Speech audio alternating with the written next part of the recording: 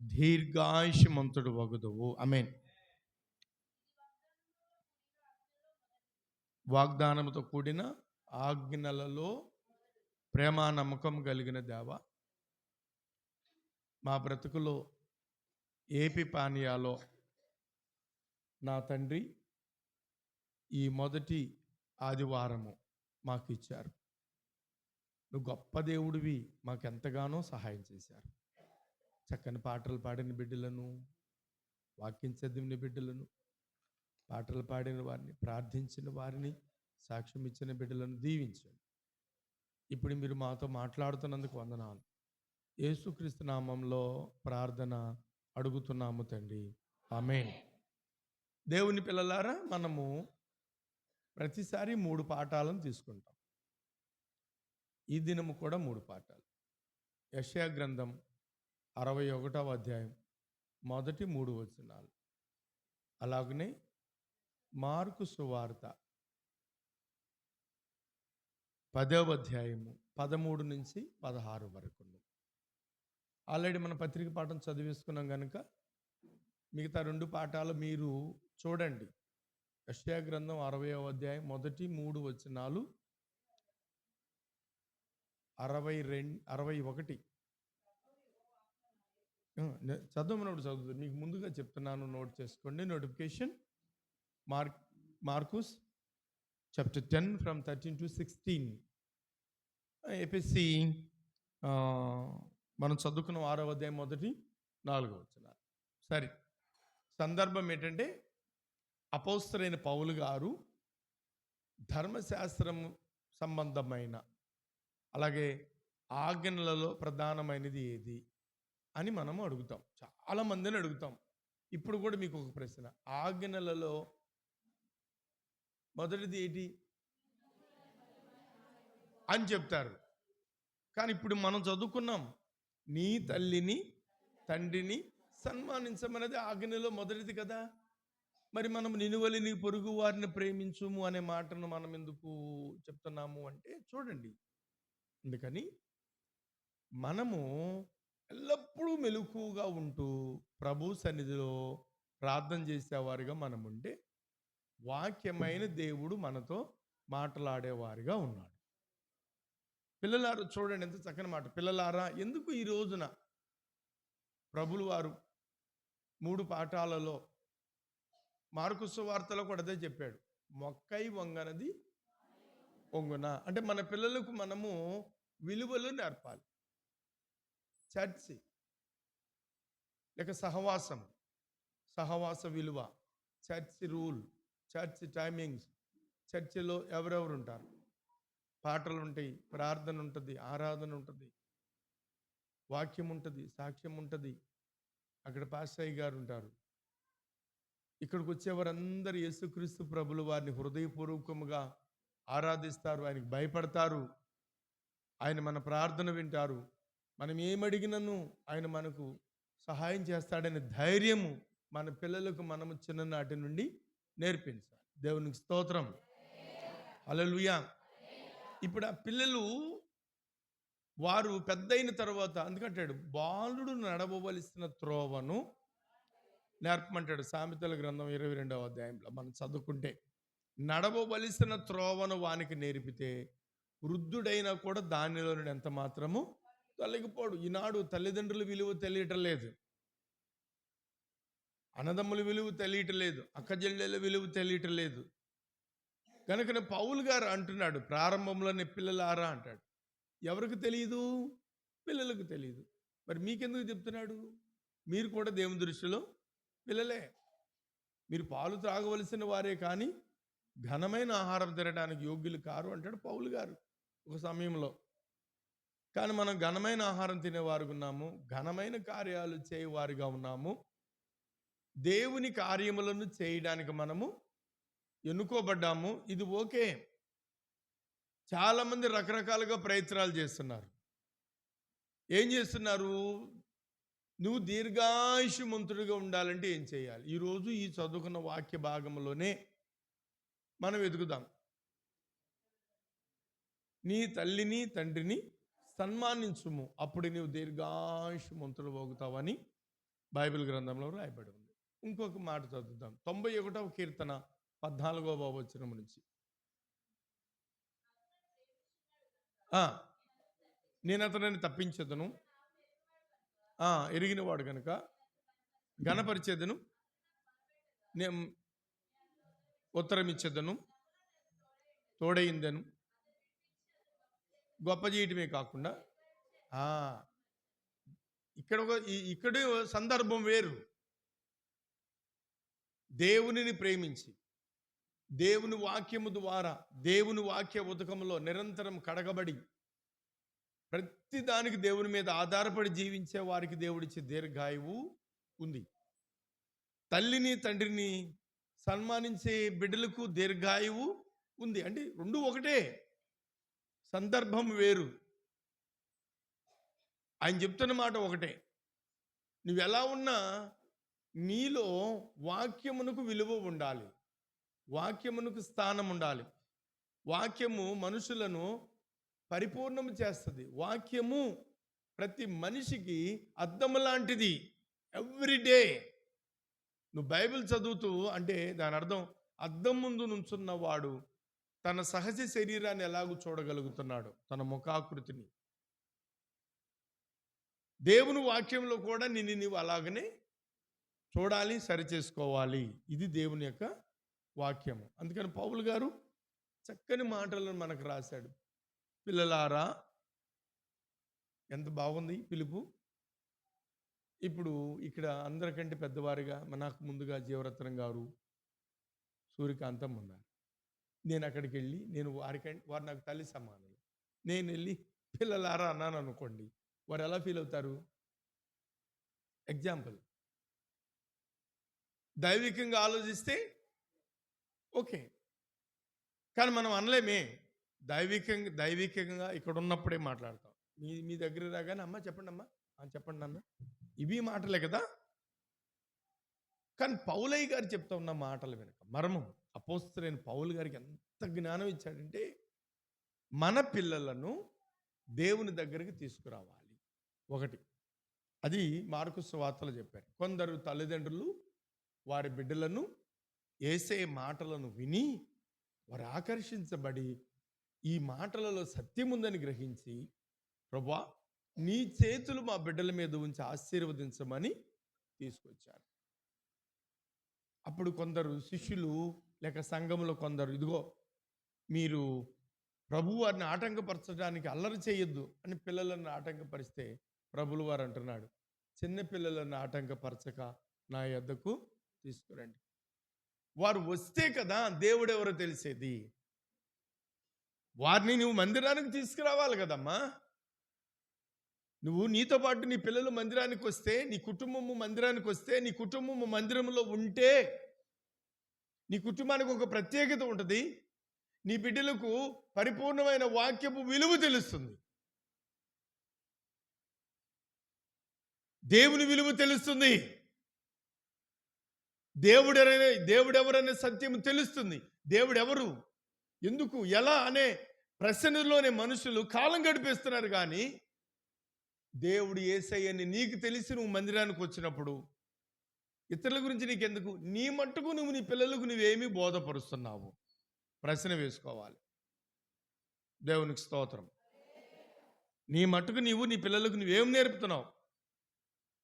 దేవుడు అదే చెప్తా ఉన్నాడు. నేను చెప్పాల్సింది చెప్పక పిల్లల్ని వదిలేస్తే వాని దృష్టి ఎలా ఉంటుందో తెలుసా? అందరూ సమానులే. ఓకే, ఇక్కడ అందరం ఒకే శరీరముగా, ఒక్క మాటగా, ఒకే సమూహంగా మనం కూర్చున్నాం. క్రీస్తు శరీరాన్ని పోలి ఒక హాఫ్ అన్ అవర్లో ఆరాధన అయిపోద్ది. ఇలాగే అందరిళ్ళకి వెళ్తామా మనం, లేక ఎవరింటికి వాళ్ళు వెళ్తామా? ప్రైజ్ ది లార్డ్, హల్లెలూయా. కూడా అంతే. పౌలు గారు మనకు నేర్పుతున్నది ఏంటంటే, మీ పిల్లలను సండే స్కూల్కి పంపండి. ఒకటి, మీ పిల్లలకు విలువలు నేర్పండి. నాన్న విలువ, అమ్మ విలువ, అన్నయ్య, సంఘము, సహవాసము, అన్నిటికంటే ముఖ్యంగా దేవుని విలువ. ఇవన్నీ ఎక్కడికి మనకు తెలుస్తాయి? అందుకని చర్చిని దైవ పాఠశాల అన్నారు. ఇక్కడ అందరికీ బోధపరుస్తారు, మంచే బోధిస్తారు, చెడు అనేది ఎవ్వరు బోధించరు. ఇక్కడ ఎవరు ఎలా ఉన్నా అందరూ క్రీస్తు బిడ్డలుగానే ఉన్నారు, దేవుని పిల్లలుగానే ఉన్నారు. పౌలు గారు చెప్తుంది కూడా అదే. మన పిల్లలను దైవికంగా, ముఖ్యంగా అమ్మకు భయపడేవారిగా, నాన్నకు భయపడేవారిగా.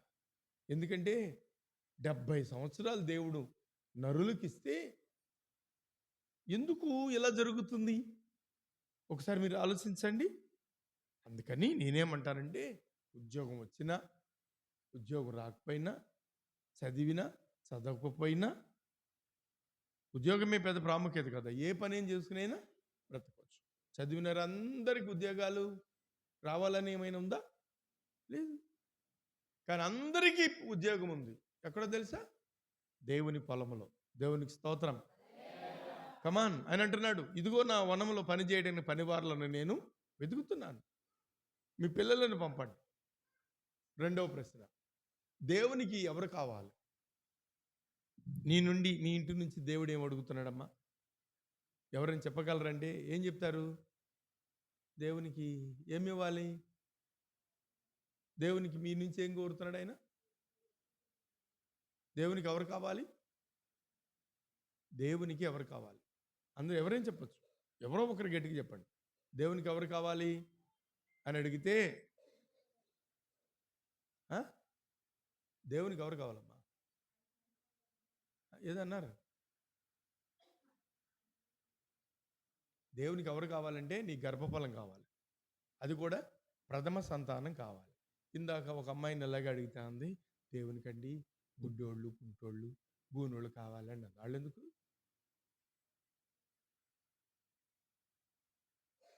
వాళ్ళు ఎగ్గిరి కాలువ దొగ్గలరా?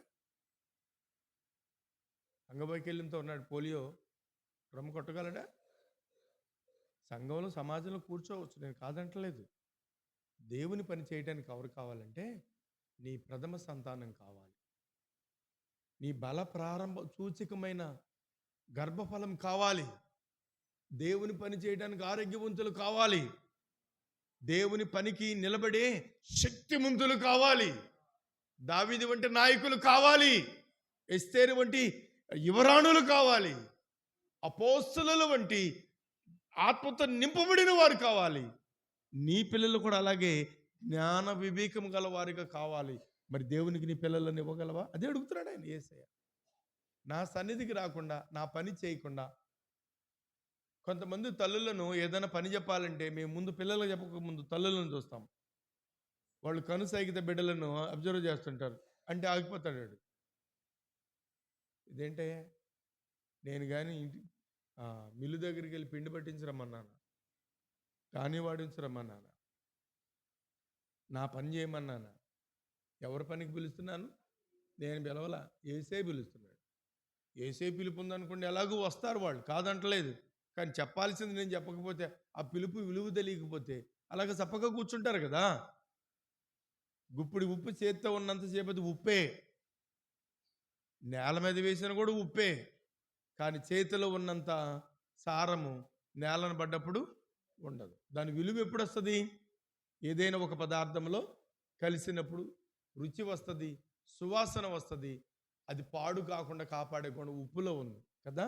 నేడు సమాజం పాడైపోవడానికి కారణం ఏమో నాకు తెలియదు, కానీ సమాజాన్ని బాగు చేయడానికి నీ ఇంట్లో నీ కుమారుడు కుమార్తెను దేవునికి సమర్పించినప్పుడు వాళ్ళు నిలబడి పాపము జోలికి వెళ్ళక వారు పరిశుద్ధులుగా ఉండడానికి దేవుని ఏర్పాటును మీరు సిద్ధపరిచి మీ పిల్లలను మందిరానికి తీసుకురావాలి. దేవునికి స్తోత్రం. హల్లెలూయా. అందుకే అంటున్నాడు ఆయన, 70 సంవత్సరాలు దేవుడు నీకు ఇచ్చాడు. లేదు, అధిక బలం నీకుంటే ఇంకో 10 సంవత్సరాలు కలిపి 80 సంవత్సరాల ఆయుష్ మనకు దేవుడు ఇచ్చాడమ్మా. 80 సంవత్సరాల ఆయుష్ మరి ఉంటే ఎలా ఉంటుంది చూడండి. మన సంఘ సభ్యురాలు ఆవిడికి పరిపూర్ణంగా 80 ఉండొచ్చు, దేవుని సన్నిధికి పిలువబడ్డారు. కానీ ఏమీ ప్రయోజనము? పోయిన వారి గురించి నేను ఎందుకు చెప్పాలి? ప్రభువుల వారు ఏమంటున్నాడు? ప్రభువుల వారు ఏం చెప్తున్నారమ్మా? మీరు దేవునికి కావాలంతే. ఎవరు కావాలి? మీరు. అంటే నువ్వు నీ గుండె మీద చేసుకుని దేవుని పనికి నేను కావాలండి, ప్రభు నన్ను పిలుస్తున్నాడు కాబట్టి నన్ను ఆటంకపరిచేవి, అభ్యంతరపరిచేవి ఎక్కువగా చూడండి. మన ఇంట్లో ఉన్నాయి ప్రార్థన చేయకుండా మనల్ని ఆటంకపరిచే ఏంటో చెప్పండి అమ్మా. అమ్మా ఏమండి, నీ మనసు బాగుండాలి కానీ టీవీ నిన్నేం చేస్తుంది? అసలు ముందు బాగుండాల్సిందేంది? నీ మనసు. నువ్వు ఊరికి దానిని కూర్చున్న దానిని రేగొట్టి కుక్కన గనక మీదగా రప్పించినట్టు నీ మనసుని లేనిపోయిన పిచ్చి పిచ్చి ఆలోచనలతో కలవరపరిచి దురుసుగా మాట్లాడావనుకోండి, ఏమొస్తుంది అక్కడ? మొదట నీ నీ ఇంట్లో ఉండకూడనిది ఏంటంటే మాటలు. నీ నోరు అదుపులో ఉండాలి, నీ మనసు అదుపులో ఉండాలి, నీ తలంపులు అదుపులో ఉండాలి, నీ పాదములు కీడు కల్పించడానికి త్వరపడకుండా అదుపులో ఉంచుకోవాలి. అన్నిటినీ కంట్రోల్ చేసే దేవుని వాక్యము నీ హృదయంలో ఉండాలి. వాక్యమును నీ హృదయంలో ఉంటే నీ నోట్లోకి వస్తుంది. నీ హృదయంలో గొడవ ఉంటే గొడవే వస్తుంది. నీ హృదయంలో టీవీ ఉంటే టీవీ వస్తుంది. ఏదైనా హృదయం నిండిన దాన్ని బట్టి పెదవులు మాట్లాడతాయి. టీవీ అనేది దేవుడు ఇచ్చాడు, మనుషులు అడిగితే ఇచ్చాడు, ఆయన ప్రణాళికలో లేదది. ఏదైనా బాగుంటుంది కదా అని ఈరోజు ఎక్కువగా టీవీ వాక్యం చెప్పడానికి, పాటలు పాడడానికి, లేకపోతే ఆరాధన నడిపించడానికి కొత్త కొత్త పాటలు వస్తున్నాయి. ఎంతమంది టీవీ పెట్టుకుని వర్షిప్ సాంగ్స్ వింటున్నారమ్మా? ఎంతమంది దేవుని వాక్యం విన్నారు టీవీ పెట్టుకుని? అంటే ఎవరు వినరు. ఒకవేళ పొద్దున్నే సూచన ప్రాయంగా టీవీ పెట్టి సతీష్ గారిదా, జయపాల్ గారిదా, లేకపోతే బెల్లంకొండ ఆ బ్రదర్దా, లేకపోతే జాయ్ చర్యనా, లేకపోతే సామ్యుల్ పట్టానా, ఏదో దైవజనుల వాక్యం చెప్తున్నారు, కొద్దిసేపు వింటున్నారు, వెంటనే ఏం చేస్తున్నారు? ఛానల్ మార్చేస్తున్నారు. అమృత భాండం మన ఆంధ్ర క్రైస్తవ కీర్తనలు, చక్కని పాటలు. ఈరోజు ఆడపిల్లలు మగపిల్లలు ఒక క్వైర్గా ఏర్పడి చక్కని వర్షిప్లు వస్తున్నాయి. నేర్చుకోండి, పాడండి. 10 మంది ఒక్కొక్క పాట పెడితే 10 మంది పడితే గంట అయిపోద్ది. అదే 10 మంది నిలబడి 4 పాటలు పాడితే అబ్బాయి ఎంత ఆనందంగా ఉంటుందో. దయచేసి ప్రయత్నం చేయండి. ప్రభులు వారు అదే చెప్తున్నాడు. ఇప్పుడు యెషయా గ్రంథంలోకి వెళ్దాం. ప్రభు ఆత్మ నా మీద ఉన్నది, పేదలకు సువార్త ప్రకటించడానికి. ఎవరు పేదవారు అంటే ఆల్రెడీ అయ్యగారు మనకు ఎర్లీ మార్నింగ్ వచ్చినప్పుడు బిషప్ అయ్యగారు చెప్పారు అదే. వాక్యము లేని వారే పేదవారు, వాక్యం అందని వారు పేదవారు, వాక్యము వచ్చి వాక్యము ప్రకటించిన వారు మరీ పేదవాడు అన్నాడు. అంతే. నువ్వు చెప్పగలిగి, నువ్వు చదవగలిగి, నీ చేతిలో బైబిల్ ఉండి, బైబిల్ చర్చికి తీసుకొచ్చి చర్చి నుండి ఇంటికి వెళ్ళి ఏదో ఒక స్థలంలో ఉంచేసినంత మాత్రాన నువ్వు క్రైస్తవుడు కావు. బైబిల్ని చేతుల నుండి బైబిల్ కంపల్సరీ నువ్వు చదవాలి. విన్నా వినకపోయిన వినేవాడు వినేటట్లు బైబిల్ చదవాలి. వినటం వలన విశ్వాసము కలుగును, అది క్రీస్తుతో కూడినది అయితే. దేవునికి స్తోత్రం. నీకు చదవచ్చు కదమ్మా, బైబిల్ ఉంది నీ దగ్గర.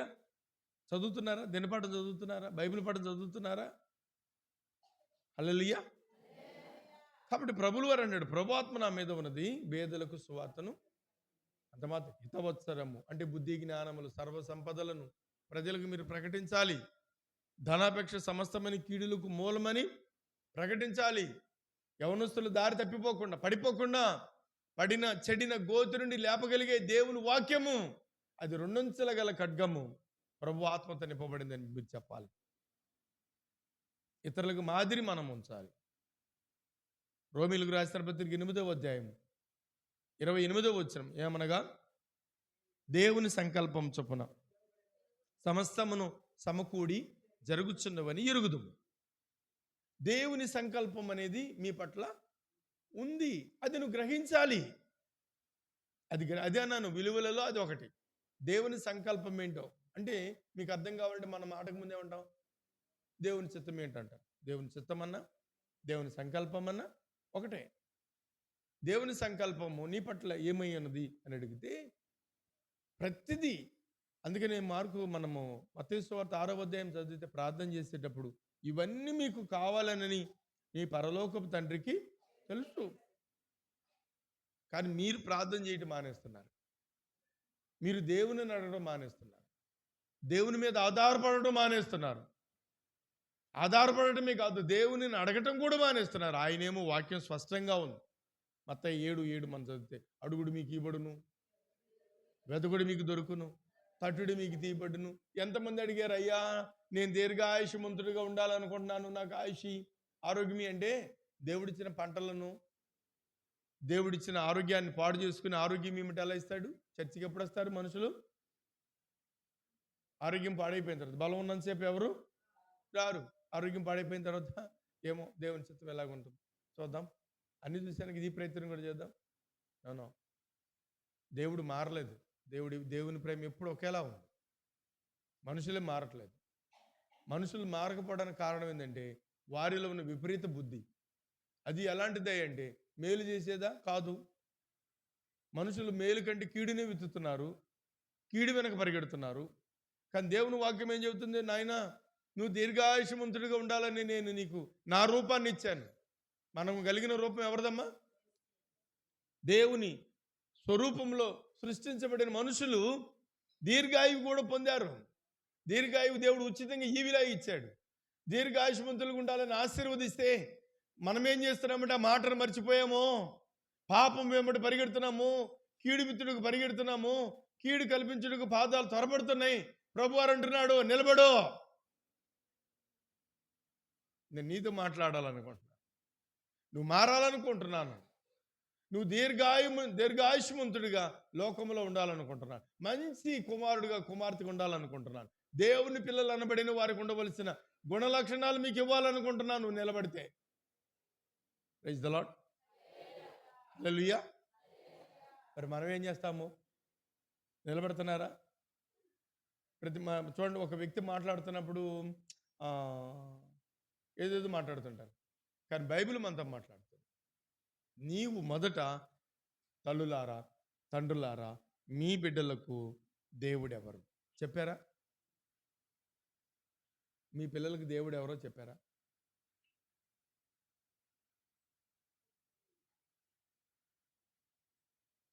నేను తర్వాత అడుగుతాను, మళ్ళీ అడుగుతాను మిమ్మల్ని. రెండవది, మీ పిల్లలను చర్చికి తీసుకురావడానికి, మా ఇలా ఆదివారం మనం చర్చికి వెళ్ళాలని మీ పిల్లలకి ఎప్పుడైనా చెప్పారా? ఏది మరి? మన చర్చిలో మన సంఘం లేదా? ఎక్కడున్నారు? నువ్వు చెప్పలేదు, కొందరు రాను లేదు. రెండవది, నువ్వు చర్చికి రాకముందు నువ్వు పాట పాడాలంటే ఇంటికాడే సిద్ధపడాలి, నువ్వు ప్రార్థన చేయాలంటే ఇంటి దగ్గర సిద్ధపడాలి, నువ్వు బైబిల్ చదవాలంటే ఇంటి దగ్గర సిద్ధపడాలి. ఇవన్నీ ప్రభు చూస్తున్నాడు. ఆయన ఆకాశం నుంచి నేలను పరిశీలించి చూస్తున్నాడు. చాలా జాగ్రత్త సుమా.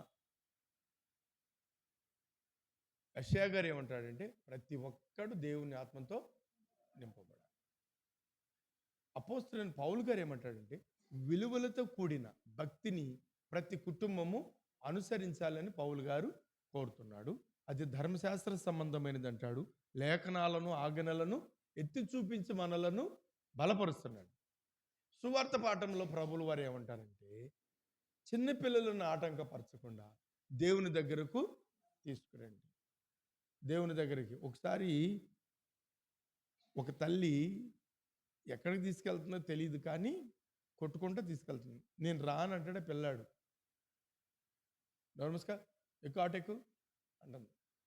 నేను సడన్లీ అక్కడ ఆగాను పక్కన. ఏంటి ఎక్కడికి వెళ్తున్నారు? చికాకుగా ఉంది పాపం, నర్సీపట్నంలో. ఏమో ఎక్కడికి వెళ్తున్నారు అని అడిగితే, చూడండి ఆస్టర్ గారు, సినిమాకి రమ్మని రానంటున్నాడు. మర్చిపోయింది పాపం, తను సినిమాకి వెళ్తాడు, చర్చికి వెళ్తున్నాడు చెప్పింది నాకు. అన్నాను, అయ్యారండి ఏదో పిల్లలు సెలవులు కదా, బుర్రా బుద్ధి ఉందేమన్నా. అది అప్పుడు. ఇప్పుడు సినిమాలు లేవులేండి, సినిమాలు కూడా మూసేసాడు దేవుడు, గొప్పాడు. ఇంట్లోనే పెట్టేస్తున్నారు పెద్ద హోమ్ థియేటర్లో అన్నీ. ఇంకా మనం ఎక్కడికి వెళ్ళదు, చిచ్చునకి వెళ్ళదు, చాలు దృశ్యం, బట్ట నొక్కితే చాలు ఇంకా మన చెవులు కనబడుతున్నాయి అన్నీ కూడా. ప్రారంభ పాట మాత్రం తప్పు లేకుండా, దేవుడు బాధపడకుండా, ఎవరు బాధపడకుండా ఒక పాట వేస్తారు, మన పాట, దేవుని పాట. ఇక అక్కడి నుంచి అన్ని మన పాటలే, మనకి ఇష్టం వచ్చినట్టు పాటలు వేసుకోవచ్చు. ఇది క్రైస్తవ ధర్మం ఎంత మాత్రము. అందుకని యేసయ్య అంటున్నాడు, చిన్నపిల్లలను ఆటంకపరచగా మందిరాన్ని తీసుకొస్తే అక్కడ పాటలు ఉంటాయి, ప్రార్థన ఉంటుంది, సాక్ష్యం ఉంటుంది. అక్కడ అక్కచెల్లెళ్ళు, అన్నదమ్ములు పెద్ద అందరూ ఉంటారు. వారు మాట్లాడుతుంటే ఎవరో ఒక మాట, ప్రకటించబడుతున్న వాక్యము, పాడుతున్న పాటలో ఏదో ఒక మాధుర్యం ఆ పసి హృదయాన్ని పట్టుకుంటుంది. వాడు నిలబడతాడంతే. ఇంకా దేవునికి స్తోత్రం. కుడికి కానీ ఎడమకి కానీ తొట్టెళ్ళడు. ప్రభు చెప్తున్నాడు స్పష్టంగా. బాగా చదవండి అమ్మా. మార్కు సువార్త 10వ అధ్యాయంలో 13-16 ఉంటుంది. ప్రభులు వారు అంటున్నాడు, చిన్నపిల్లలను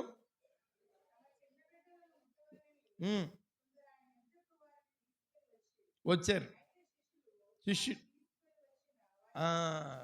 దేవునికి స్తోత్రం. వారిని ఆటంకపరచదు. దేవుని రాజ్యం వారిది. దేవునికి స్తోత్రం. హల్లెలూయా. ప్రియులారా, మీరు గ్రహించాలి, మనలో చాలా మంది ఏం చేస్తారంటే పిల్లలకి ఇంటి దగ్గర అన్ని సర్వం సిద్ధపరుస్తారు. ఎంత మంచి అమ్మో, అబ్బాయి ఆనందం వేసి కూర్చోమ్మా, టీవీ వేసుకో, బయటికి వెళ్ళగా ఎవరు రానిక, తలుపేసుకో అని చెప్పి తల్లులు లేరా? అమ్మా నాకు డబ్బులు కావాలి అని ఏడిచాడు అనుకోండి, డబ్బులు ఇచ్చి జాగ్రత్త ఇష్టం ఖర్చు పెట్టక అని బైబిల్ చూసి తెచ్చుకొచ్చి అమ్మలేరా? నాకు ఇది కావాలి అది కావాలని అడిగితే అడిగిందల్లా కొనిచ్చే తల్లులు లేరా? ఎంత మంచి తల్లులో, ఎంత ప్రేమో. ఆ ప్రేమను పిల్లలు ఏం చేస్తున్నారు? అలసిగా తీసుకున్నారు. నీవు నీ పిల్లలకు దేవుని విలువ చెప్పకపోతే ఈరోజు అవసరమైతే ఎవరు పాస్టర్ గారు అని అడిగే స్థితికి దిగజారిపోయారు. మీ పాస్టర్ గారు ఎవరంటే అడిగి తెలియదు, అది ఎప్పుడు చూడలేదు. కొన్ని ఇంటికి వచ్చిన తర్వాత వందనాలు చెప్పాలన్న బుర్ర బుద్ధి కూడా ఉండలేదు. నేర్పించండి. దైవజనులు కనపడంగా వందనాలు చెప్పమని చెప్పండి. అయ్యా హృదయపూర్వకంగా ప్రైజ్లాడయ్యా, వందనాలయ్యా అని చెప్పేది నేర్పించండి. చర్చి విలువ నేర్పించండి, టైమింగ్స్ నేర్పండి, సండే స్కూల్ గురించి చెప్పండి, బైబిల్ గురించి చెప్పండి. ప్రభు ఆత్మ వాళ్ళ మీద ఉన్నదని ప్రభు చెప్తున్నాడు. యవనస్తులను దేవుడు ఎన్నుకున్నాడు, వారి బలం దేవునికి కావాలి. అంతేగాని ఇప్పుడు కోడి పెట్టని మనకు లేదు, మన సంఘంలో లేదు. ఒక సందర్భంలో ఒకసారి నేను ఆ లూప్ లైన్లో సేవ చేసినప్పుడు ఒక తల్లి నన్ను పిలిచి, నేను దేవునికి ఇవ్వాలనుకున్నాను, ఇది దేవుంది అని అడిగింది. చూస్తే అది ఎలా ఉందో తెలుసా? మొహం అంతా కుండలు వేసేసి నిలబట్టలేదు, పడిపోతుంది. అలాంటిది దేవునికి ఇస్తారమ్మా ఎక్కడన్నా? దేవుడు దేన్ని అడిగాడు చెప్పండి? ప్రథమము అనాలంతే. ప్రథమం. అది నీ గర్భఫలమైన, భూఫలమైన, పశుపక్షాదులైన దేవునికి మీరు ఇచ్చేది, మనుషులకు కాదు. హల్లెలూయా. కాబట్టి ప్రభువు వారు మనకు నేర్పుతున్నాడు. ధర్మశాస్త్రం ఆజ్ఞలలో ప్రధానమైనది ఏంటమ్మా?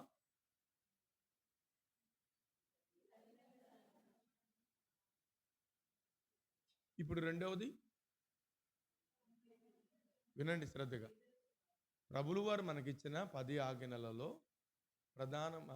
మొదటి ఆజ్ఞ ఏది? ఆజ్ఞలన్నిటిలో ప్రధానమైనది ఏది? నిన్ను వలెని పొరుగు వారిని. ఇది ఈ డిఫరెంట్ మనకు తెలియాలి నాన్న, డిఫరెంట్ తెలియాలి. ప్రభువు వారే చెప్పాడు. మరి ఎంతమంది దీర్ఘాయుష్మంతులుగా ఉండాలనుకుంటున్నారు? ఎంతమంది దేవునిని ప్రేమిస్తారు? దేవుడు అదే చెప్పాడు, నన్ను ప్రేమిస్తే చాలు వాడు దీర్ఘాయుష్మంతుడు. నాతో సమానంగా తల్లిదండ్రులను గౌరవించి సన్మానించిన వాడు కూడా దీర్ఘాయుష్మంతుడే.